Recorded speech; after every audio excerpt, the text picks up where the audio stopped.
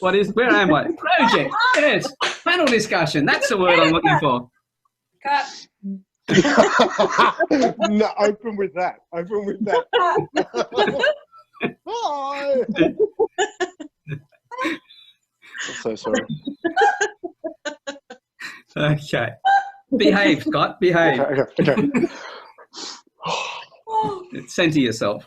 Yes, granted. G'day and welcome again to another Campfire panel discussion with, today I have first of all with me Kylie Hutchinson. How are you, Kylie? Great, thank you. Now, as everyone knows, Kylie is a death doula and she helps people to prepare themselves for the end of their life. So it's great to have you here again, Kylie. Oh, happy to be here. I love doing these. Always challenging. Well, we've already been joking off scene before we started, so I think it's going to be a fun night as we get into all of this. And then we have Maria McGrath, who is a licensed creatrix transformologist. A mouthful. It certainly is. As you noticed, I went very slowly on that to make sure I pronounced it correctly. So welcome to the Campfire, Maria. Thank you, Alan. It's great to be here. I'm looking forward to it. Fantastic. And then we have Scott Carson, who is a men's coach and host of the Sunday session. How are you, Scott? Fantastic. Thank you, Alan. And once again, thank you for having me on. Really looking forward to having a conversation today with two women about a subject that it's going to be an interesting one. So thank you for having me on board.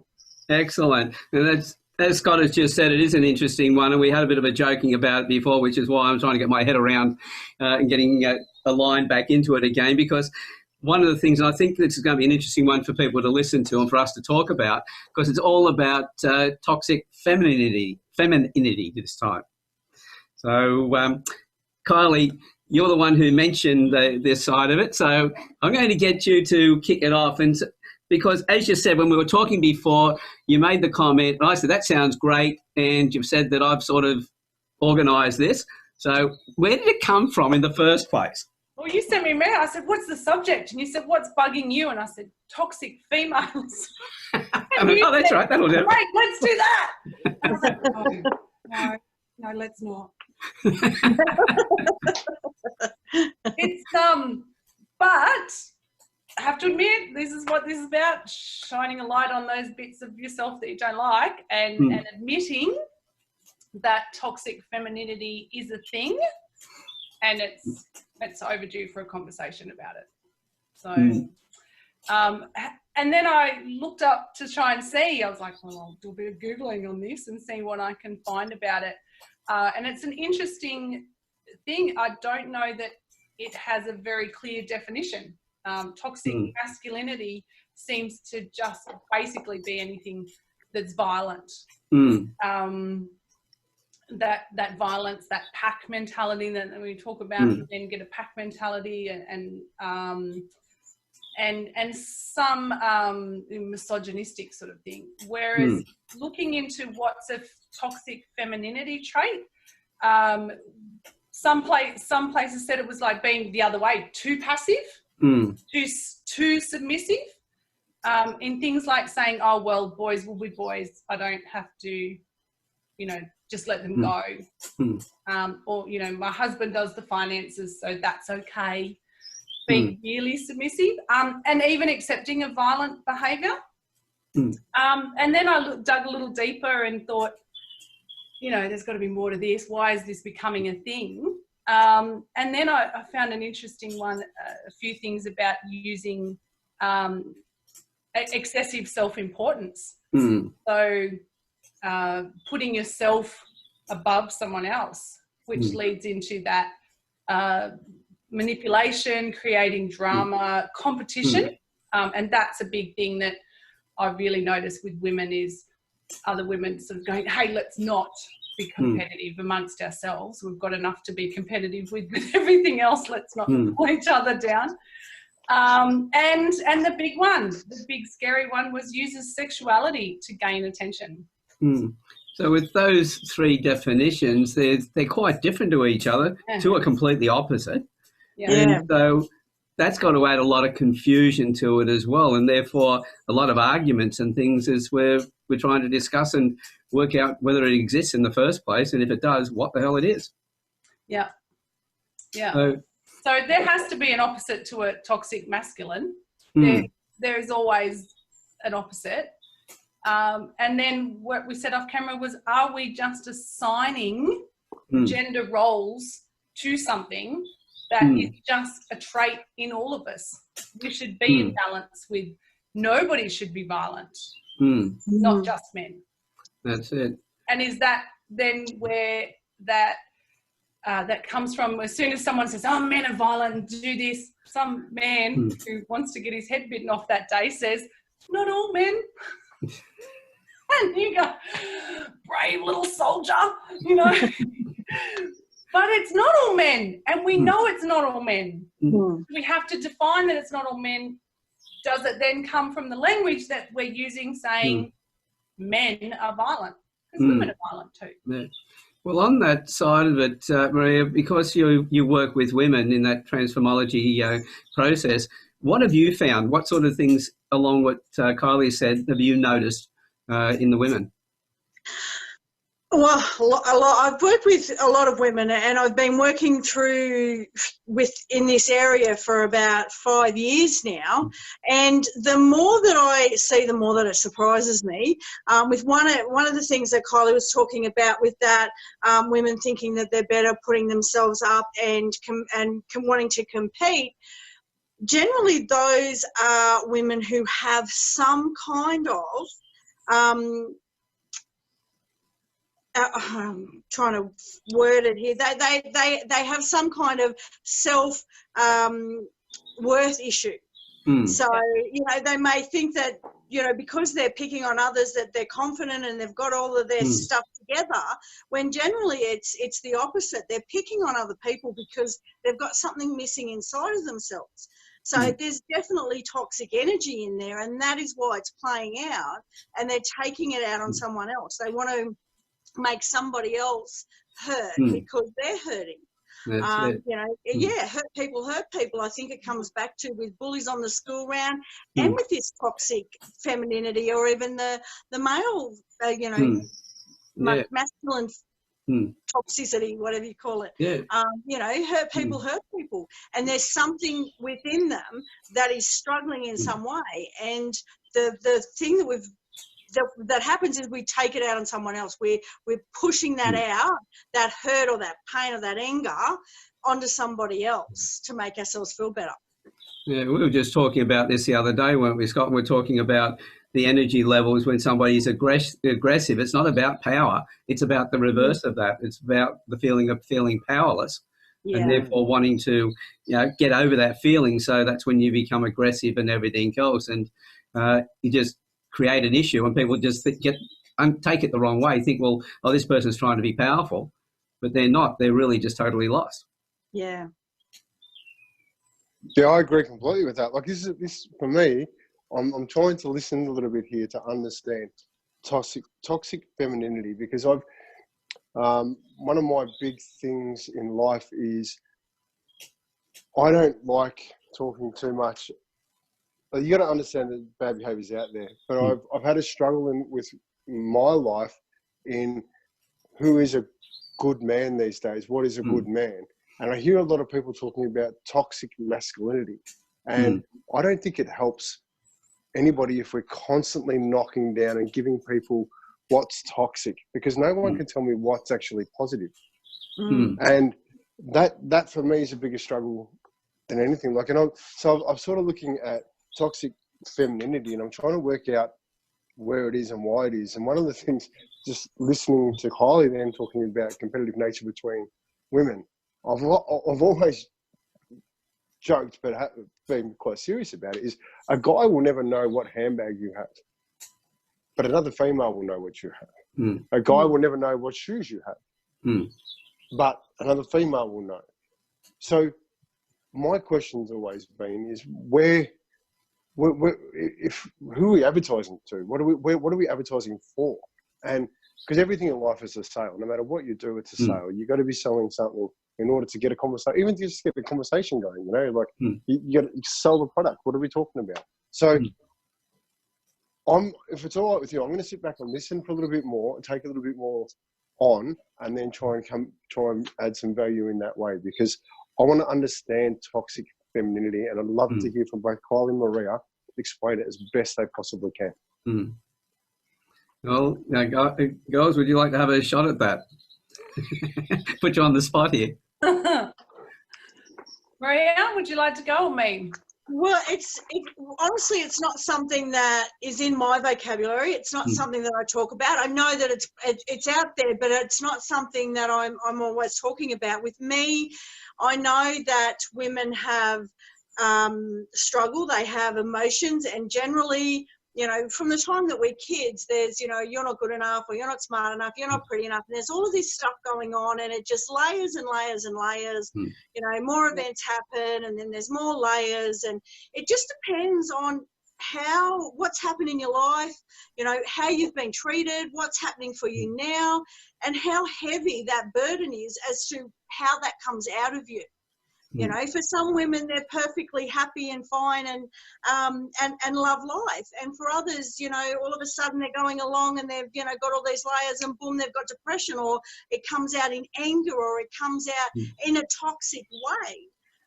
But they're not taught to understand these layers of emotions, how to deal with them, how to release them, and what's actually going on in their mind. They just think that something's wrong with them, and they're just this.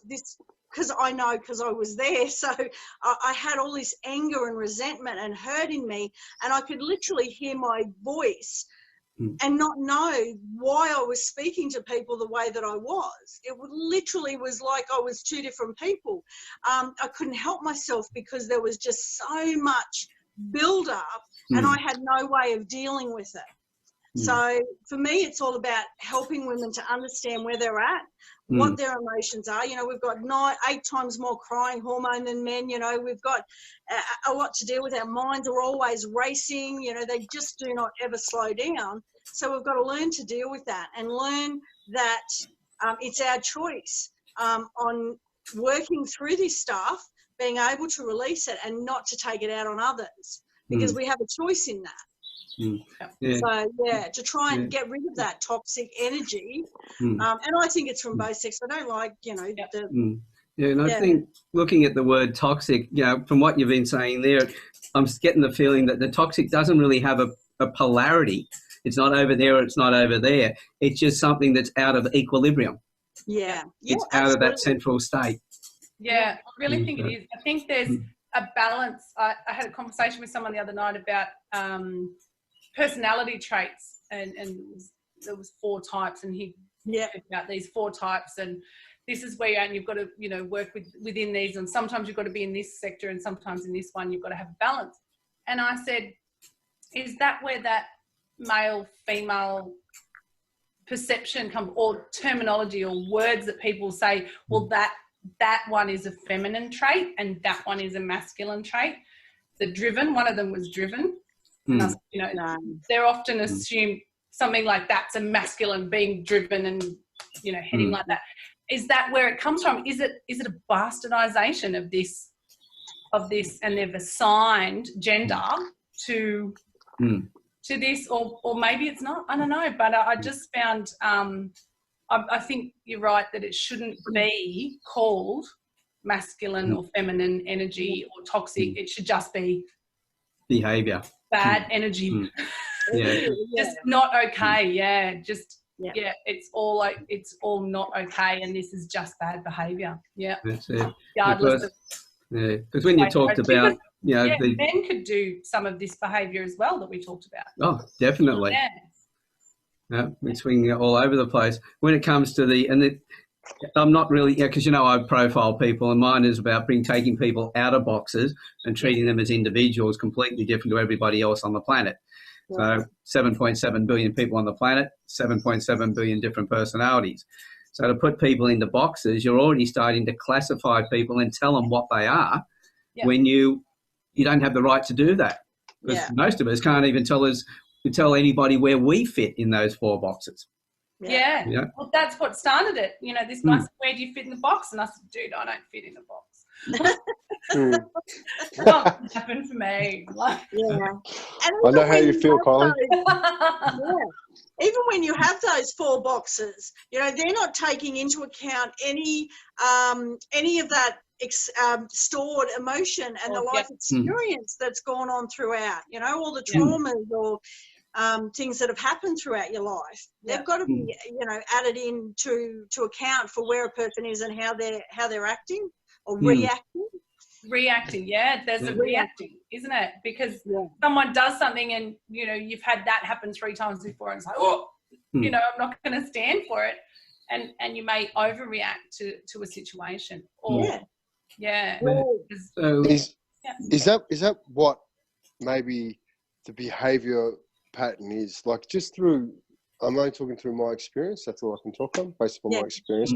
But I find that I never had a way to explain or didn't have the words or the tools to actually communicate my emotions at a time. I didn't have the tools to be able to explain, this is really hurting me right now. I don't know how to deal with it. I'm trying to find an answer. I have that now.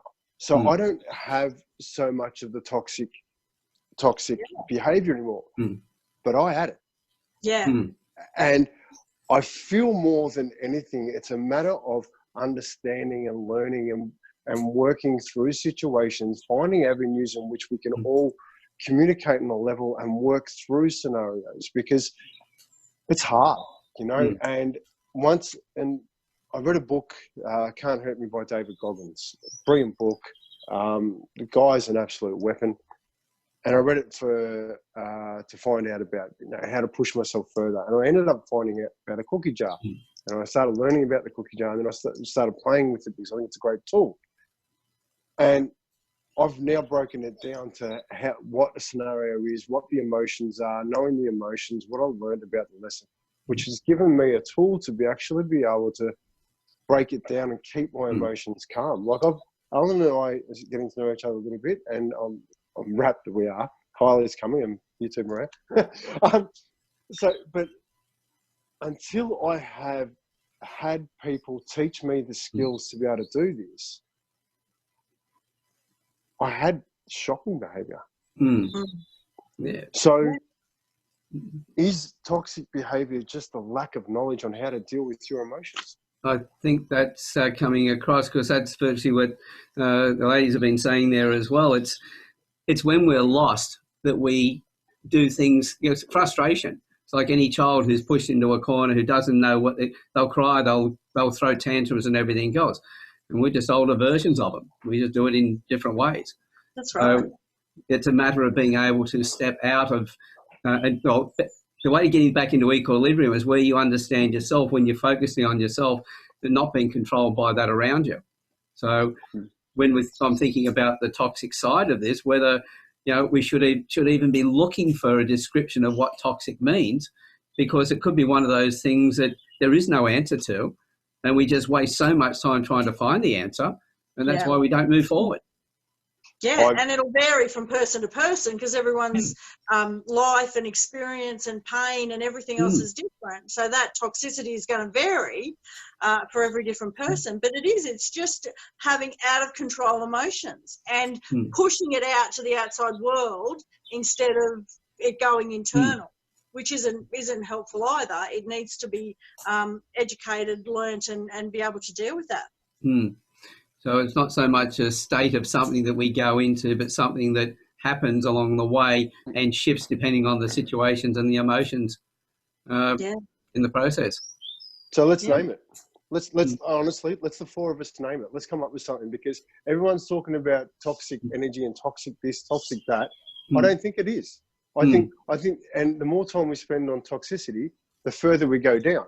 Let's find a positive way. Let's snowball here live and actually come up with something that's a better way to do it. Life lessons. What is it?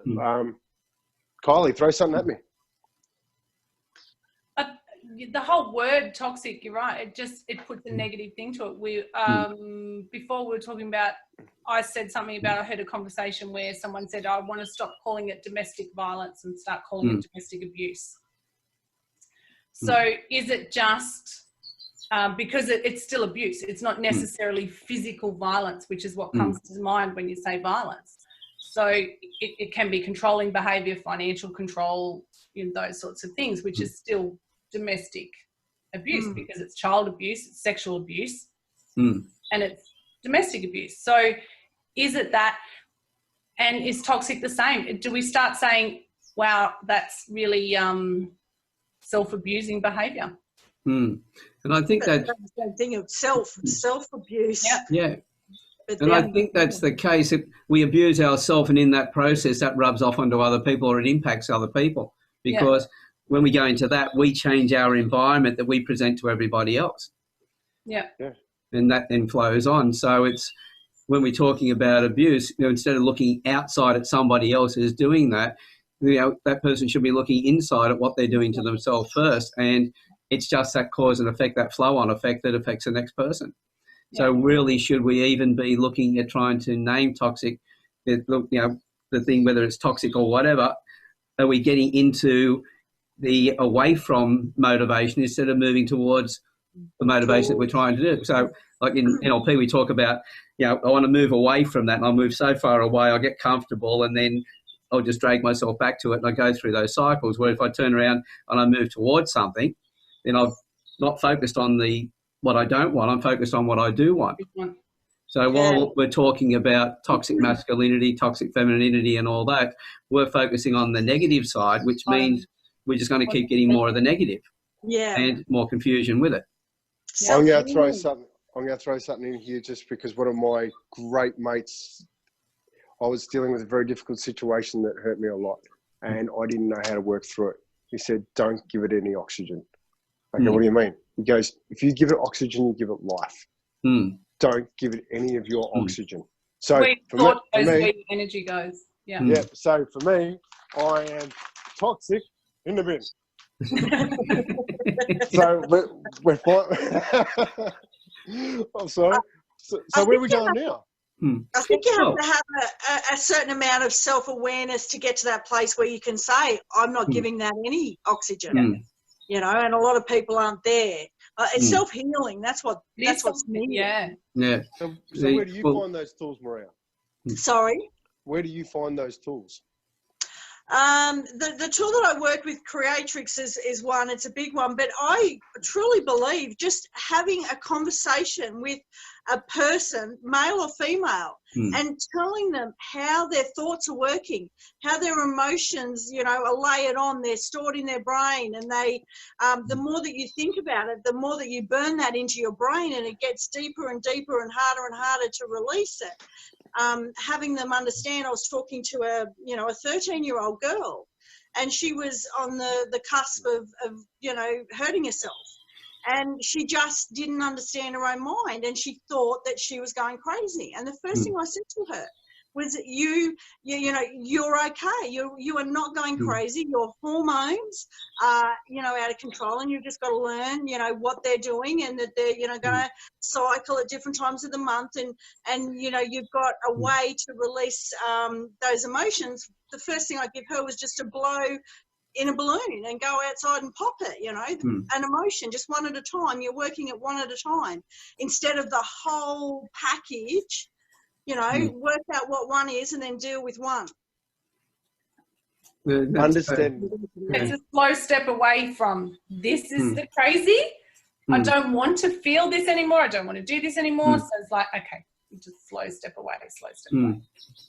But to step away from it, you need to know where you're going to. It's like, when I was working with terminally ill patients, it was a case of, how are you feeling or thinking at the moment? Because I'm talking about when my head's all over the place, I can't focus and everything else.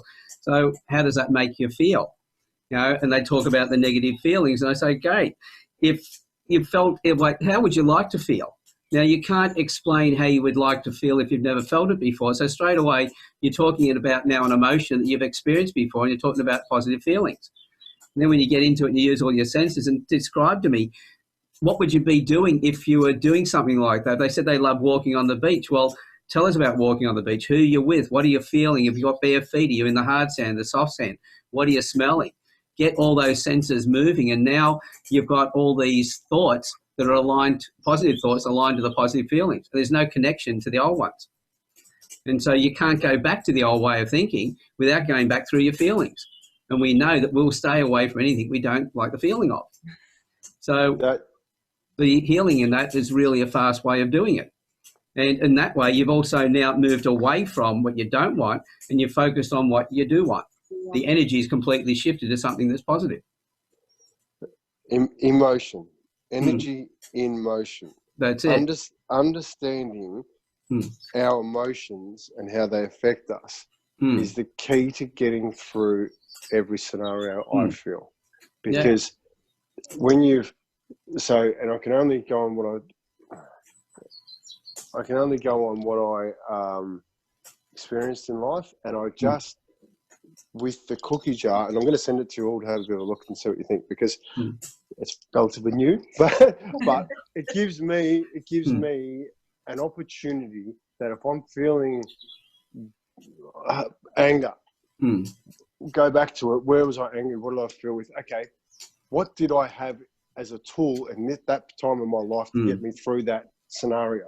So all of a sudden, I've got ownership of all my energy that's been in motion, so that I can then move forward with different emotions and how to work through it. And I just, I'll even flick it up on up somehow. It's technology, so maybe I will, maybe I won't.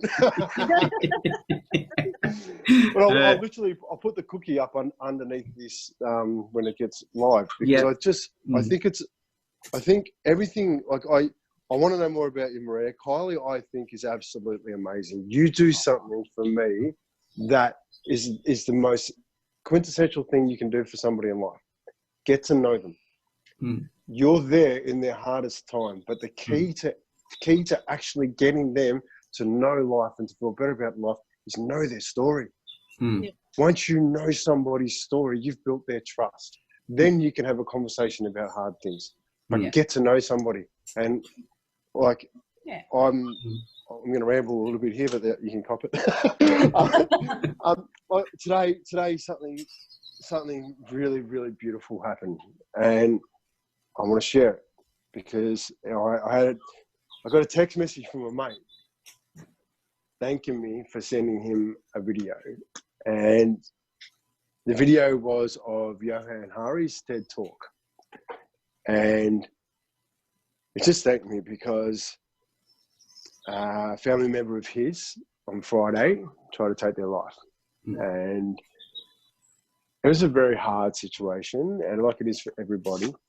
But because of this talk that Johan Hari did and the way in which we're building relationships and I'm getting to know him, he was comfortable with it. And his message just said to me, thank you for making a difference to my life, my mum's life, and my brother and sister. And I'm half crying now because it's just beautiful. And that only happened because I took the time to get to know him. We met on a work site. I took the time to get to know him. And now, because of that one time of getting to know each other, we've just created this beautiful thing. So number one, I'm getting all, but at the end of the day, get to know someone because it's the best gift you can give yourself, let alone someone else. Sorry. And if you've got someone who's going through what we might have classed as being toxic behaviour and that at that moment, that connection changes all that as well. Because if it is negative behaviour that's being acted out, as soon as you come in that level of giving and being there, being of service to people, they automatically change. So all of a sudden, the toxic, or whatever we've called it, has disappeared. So if it's disappeared, should we be spending any more time on trying to, or using the word and trying to figure out what the hell it is, as opposed to focusing on where we really want to go? If it's anything that's out of equilibrium, then what we should be focusing on, pure and simple, is having that equilibrium. And then, because while we've got these terms, this is one thing I see is while we've got terms like that, we have an ongoing excuse to use it and throw it at other people. Yeah. Oh, bang. Yeah. Just promotes the bad behaviour instead of working out why and then getting a solution. Yeah. Yeah. You hit the nail on the head. It gives permission for people to be it. By using it, you're giving them permission. That's it. So, but, you know, we all need a dummy spit at times. There's all things, because we are emotional beings. The most compassionate thing we can do is to recognise that somebody is going through something like that. They're releasing energy, and not to take on the issue itself, because that then, says all that energy was wrong, which makes the situation totally worse. Understanding ourselves that it's not about us, it's about them, so we don't need to take that on. Yeah. And turn it around and ask, are you okay? That's it. Yeah, it's a big thing when someone comes at you with that behaviour to just be like, okay, well, that's not, that's not okay, and I'm not going to accept it. But also understand where they're at, because you can only meet people where they're at. That's it. Because the way I feel it, it's like when I look at somebody and I think there's toxic behaviour and things like that, I'm focusing on the toxic side, which means I'm not helping them to find a solution. I'm not understanding where they're coming from. So I'm actually trapping them into that state. I remember a friend of mine was sitting in the car with me one day, and we were involved in a health forum, and one of the other guys he wasn't getting on with, and he just went off on a tirade about this guy, because I asked him, what are you going to do about the situation? He just went off. And we drove along, and then I went quiet for a while, and then when it was quiet, I just turned around and I said, can I ask you another question? He said, what's that? And I asked him exactly the first question again. And this time he just gave me a very structured description of a positive a process he was going to put into place. Now, if I had responded to his negative side and taught that as being toxic and everything else, he never would have had that solution. We would have had a lousy trip. I would have been focused on him, being toxic or whatever. And I missed the opportunity of actually being of service to him by just facilitating that same question again, that he changed the energy, he got out of his system, and he was able to then just turn around and go, okay, well, this is what I'm going to do. Yeah. Yeah. So I think it's definitely a case of, instead of every time we're using the word toxic about somebody else, we should be stopping and thinking, well, what's our play in this? Yeah. Yeah, what's our role? Where do we fit? How can What can we do? Yeah. So can I ask a question for everybody to answer, if that's okay? What question do you use? We'll start with Maria, because I can see you on my camera. What question do you use to dig deeper with somebody? What does that mean about you? Like, if they're talking about an emotion, how does that affect you? And they will give a response. And what does that mean about you? What is that? Because it is about them. They're holding the emotion. So you just need to keep digging about, and you probably need to go that 3, 4 or 5, levels. Ask them the same question. What does that mean about you? What does that say about you? What do you think how does that affect you? Go there a couple of times, and they'll come up with a deeper answer each time, getting closer to the core issue. Yep. Yeah. Beautiful. Thank you. Sorry, I'm writing these down for me, because I want to know. Because at times when people are with me, I've got to ask hard questions, and I want to know. Give me new tools. You've got to. Once you ask the question, you've got to zip it, because we love to help, and really let them search their mind and give them the time to get that answer. And once they've got, okay, then what does that mean about you? Or what does that say about you? Or how do you think others look at you for that? Or, and then you just, and let them, because it might take them a minute, and they search, and they're, to get to the depth, they've got to have that time. Yeah. Well, there's a great word in NLP, or a phrase when somebody says they don't know, you go, well, if you did know, what do you reckon the answer would be?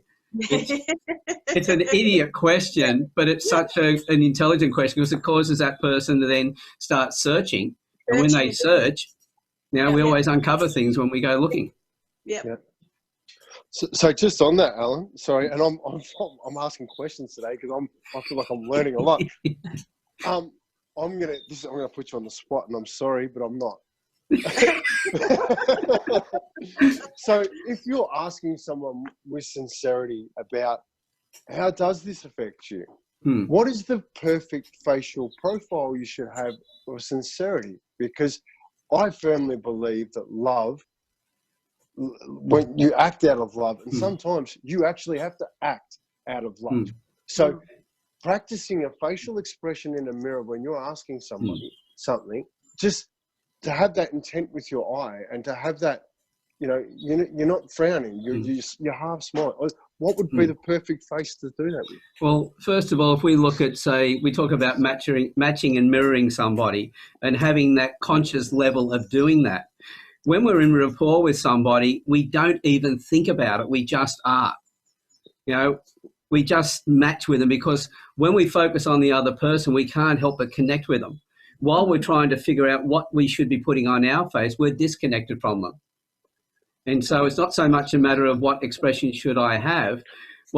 Hopefully, if you've got that rapport with them and you're really focused on them, the expression you're going to have, your body language is going to be showing that you're coming in. You want to be closer. The expression is going to show that you're open. You're looking for an answer. You're there wanting to help.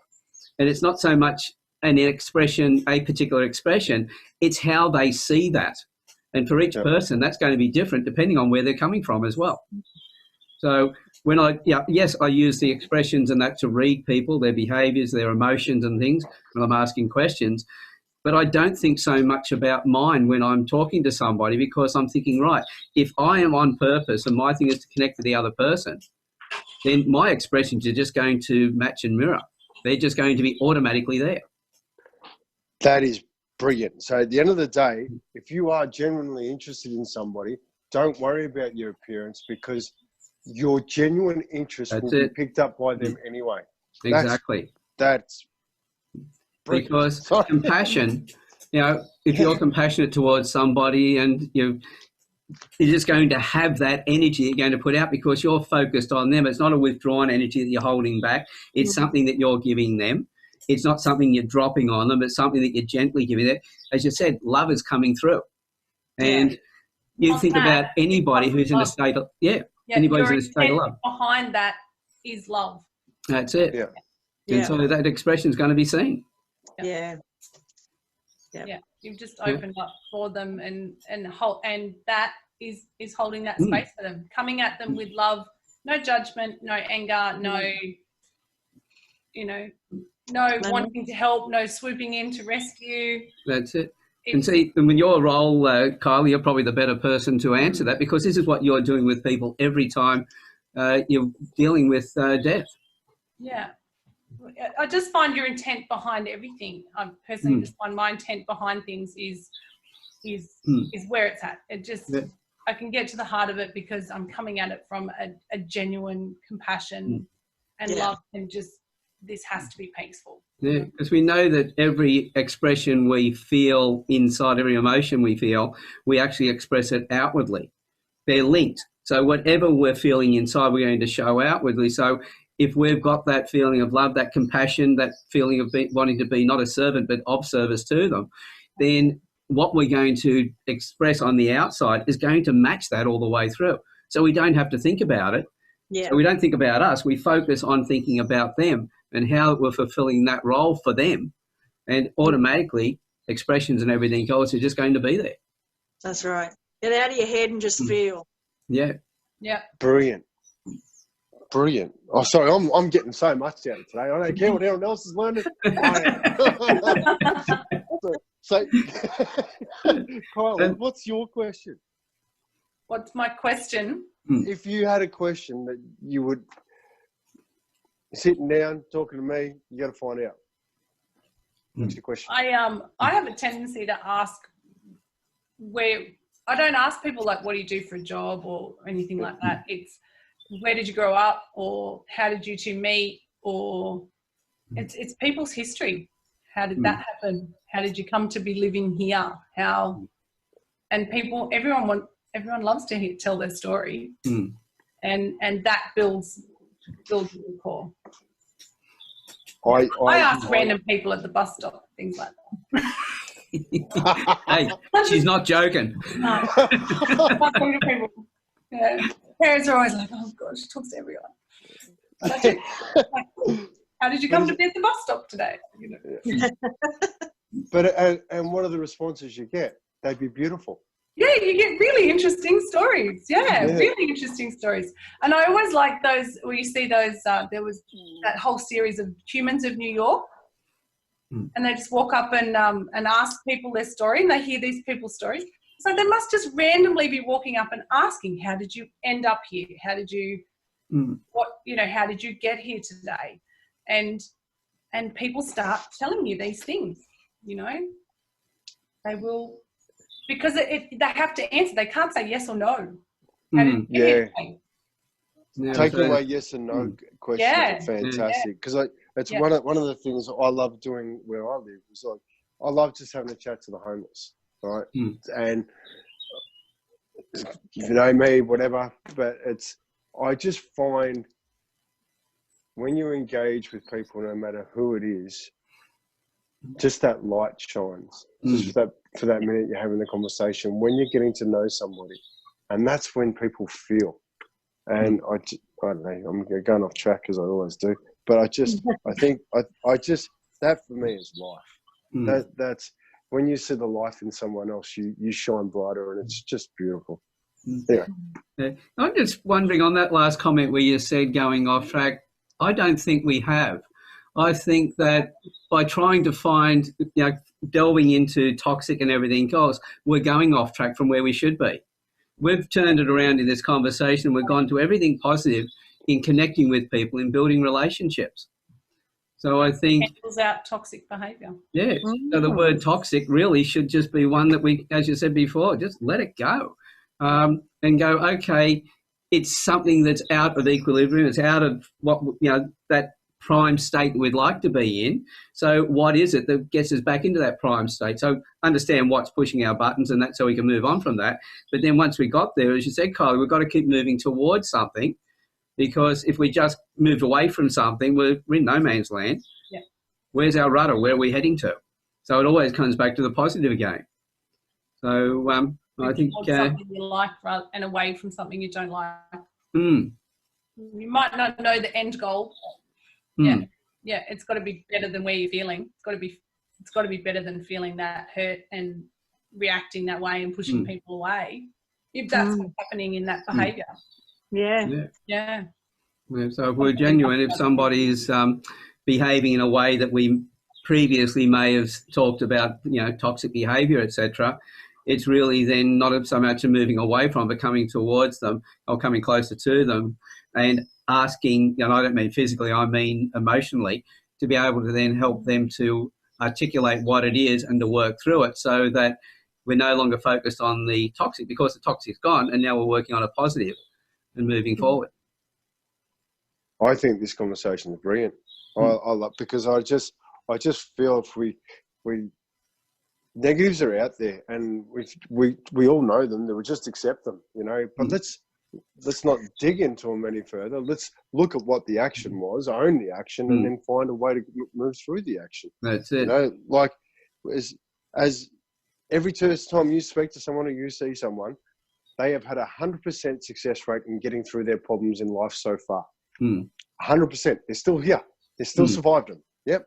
So we're going forward and focusing on that side of things, and knowing that you're still here, you're still going forward. I think that's massive, and yeah. I think the amount of energy we give to something that's negative is to recognise that it's negative, and if we spend any more time on it, then we're wasting energy. We only need to know what is negative so that we can look at the alternative, what's positive, and then put our energy, all of our energy, towards what's positive. Take the oxygen away from the fire behind you, and she no longer burns. That's it. Sorry. That's all I had. I'm sorry. I'm definitely going to, at some stage, Scott, you're going to be running some of these panels, because you come up with some brilliant questions that get us all thinking.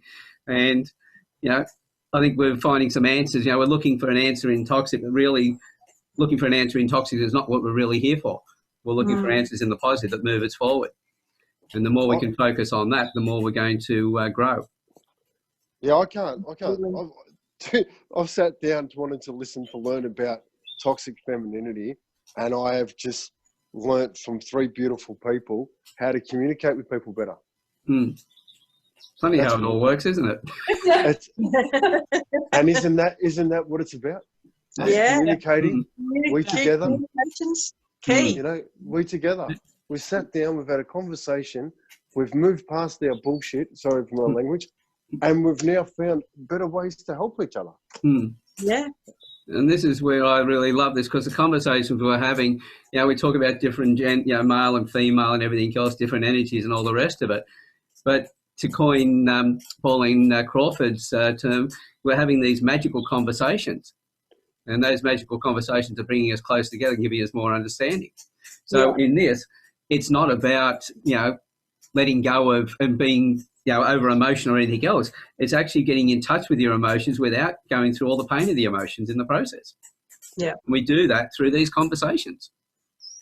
Is why I'm really grateful that everybody just keeps wanting to jump on the panel discussions and getting together. We've got mixed, we keep changing the groups that come together. And I'm sitting here, I just feel blessed because I'm getting all this from everybody and I don't have to pay for it. It's brilliant. This is some of the cheapest forms of coaching I've had to date. And I'm so grateful for them. So. But you notice in that too, and this is what I like about the word, as you said, coaching, we're all giving and we're all receiving at the same time. Yeah. That's true coaching. This is where it's a community of coaching and not just somebody who assumes that role of master or whatever and trying to tell other people what to do. We've had some great conversation. We've been talking about things and coming up with ideas, and nobody has said, well, this is what it is. This is what you all should be doing. And I reckon that's absolutely brilliant. So, yeah. Absolutely. I'm lost for words for a minute. I think 1 minute. Sorry. It doesn't happen very often. It doesn't. But I'm also very, very privileged just to have this conversation, right? And because I just feel this for me is the conversation that needs to be had. That let's start working on our emotions and move forward. So yeah. And when we do it with other people like this, we do it in safety. So we know we're going to our emotions, but we know those emotions are going to be cared for in the company that we have.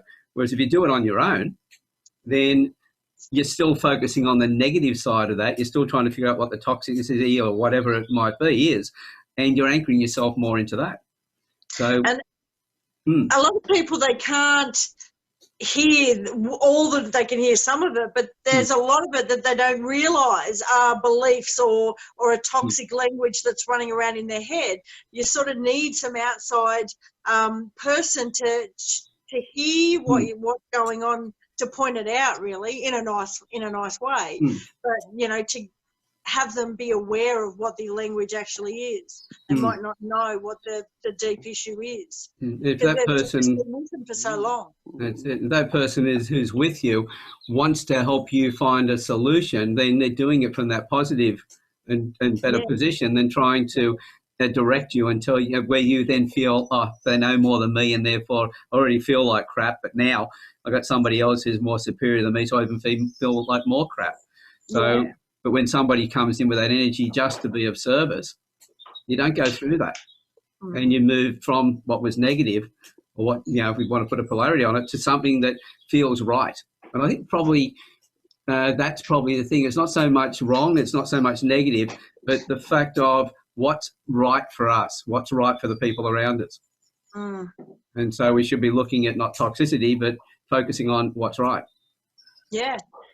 Someone said to me today, it's like, when we're going through life, we're paddling against the current. We're paddling upstream instead of turning around and going with the flow, which is what we need to do, just have life flow and be easy and, So Lance Patrony from the Love Me, Love You Foundation He's doing some absolutely brilliant work, and I'm looking forward to getting him on here, because one of his things that he says, and he does a lot of talks, schools, and a lot of public speaking, and he was standing on a roof about to jump off, and something inside of him stopped him. And one of the things that he continually asks everybody is to get their phone out and ask people to write down 5 people that you know you can talk to, and let them know who they are.